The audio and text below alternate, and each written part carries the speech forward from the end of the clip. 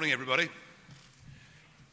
June the 23rd was the day that changed absolutely everything. It was an incredible win, particularly given the fact we were up against the entire establishment. And the effects of it have been seismic. And I think in political terms, that is likely to continue. Now, I'm aware that not everybody in this country is happy. Indeed, a lot of young people have been wound up by scare stories and are actually very angry and very scared about their future. It's an irony, really, that it's the youth of the country that appear to be worried. Right across the whole of the European Union, it is the under-30s that are protesting in the streets against undemocratic centralised control and indeed against the euro and virtually everything that emanates from Brussels. In time, I hope that some of these sharp divisions can be healed when people start to realise that actually life outside the European Union is really very exciting and we've got a much better, brighter future being in charge of our own lives. And certainly the stock markets, despite everything George Osborne told us, have rallied very strongly. FTSE is now about 14% higher than it was during its February lows. And I think a great delight to see the number of Commonwealth countries rushing forward in a bidding war to be the first people to sign a free trade deal with an independent United Kingdom. What the country needs is strong leadership. What it needs is direction. What it needs is not business as usual. I'm certain of one thing. I'm certain that the United Kingdom will leave the European Union. We've won that. And in terms of our Parliament and in terms of our courts, that is a great historic victory. What I'm less certain of is what deal is this government going to cut? And we need a new Prime Minister who puts down some pretty clear red lines that we're not going to give in on issues like free movement. And we need a Prime Minister that will not sell us out to what is known as the single market, but effectively a big business protectionist cartel. So we need a vision from our new leader, a vision that shows we're going to engage with the world and turn us into an enterprise economy.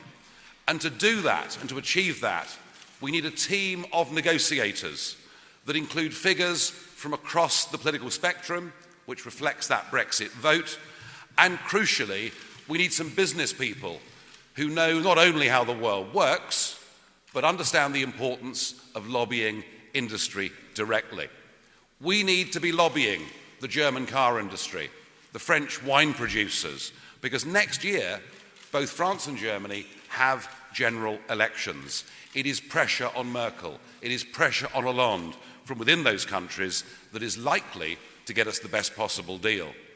And we need to go global, and there is no reason to wait for this at all. As soon as we get a new Prime Minister, we need teams of negotiators. I'm told we haven't got the skill. I'm told we haven't got the competence or the expertise within our own civil service, which I suppose is the price you pay when you give away the ability to run your own country. So let's headhunt them.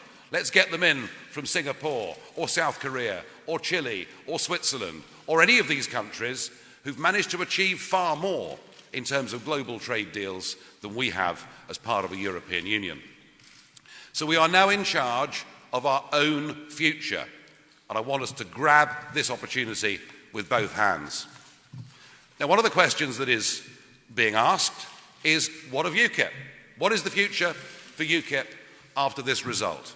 Well, we've clearly established ourselves as the third political force in this country, and this year we've extended our elected representation to the Welsh Assembly and to the London Assembly.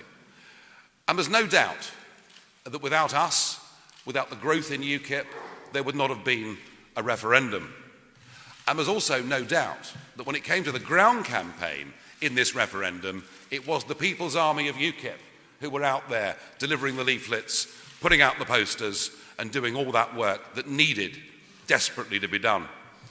And I do believe myself that it's Ukip and UKIP's messages that inspired non-voters to go out there and make the difference.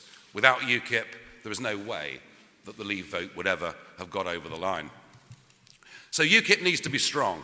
We need to be strong and push to try and make sure that this country gets the best possible terms.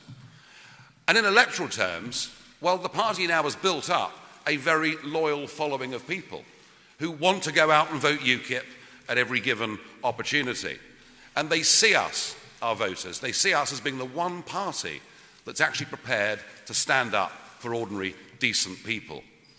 I feel that the deeper the crisis in the Labour Party becomes, and there's certainly no signs of that going away, and the further the Parliamentary Labour Party and the Labour leadership get away from their own voters, I feel perhaps that's where our greatest potential lies.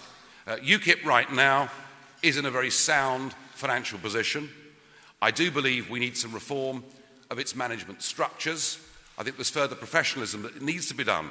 But the party is in a pretty good place, certainly compared to all the others. And if we do not get a satisfactory Brexit deal, that allied to the woes of the Labour Party and that groundswell of support that is there amongst UKIP loyalists, if we don't get a good Brexit deal, then in 2020, watch this space. And the other subject of speculation has been, what am I going to do? Well, all I can say on this long journey is a huge thanks to everybody that's helped me, many of whom are in this room today. And it has been a very long journey. Not at every stage of the way an easy one, although most of it, I have to say, has been tremendous fun. But when I think back to when I first stood for UKIP, well, in fact, when I first stood for anybody, in the Eastleigh by-election, which took place in 1994, and I managed to scrape past screaming Lord Such by a massive 164 votes. And to have gone from that to being part of a national campaign that attracted 17.5 million votes for Brexit says to me that, tough though it's been at times, it has certainly all been worth it. I came into politics from business because I believed that this nation should be self-governing. I have never been, and I've never wanted to be, a career politician. My aim in being in politics was to get Britain out of the European Union. That is what we voted for in that referendum 2 weeks ago. And that is why I now feel that I've done my bit, that I couldn't possibly achieve more than we managed to get in that referendum.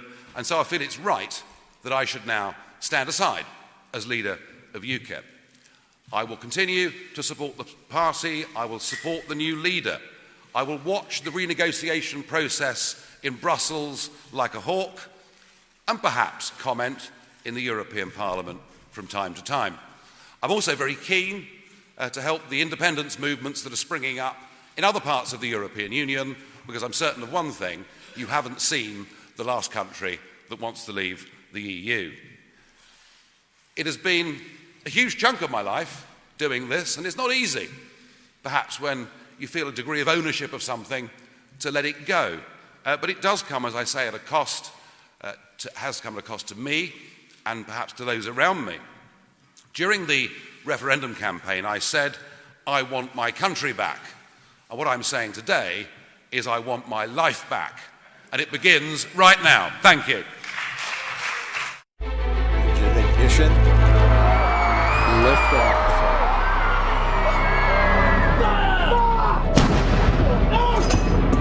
If you don't represent women in politics,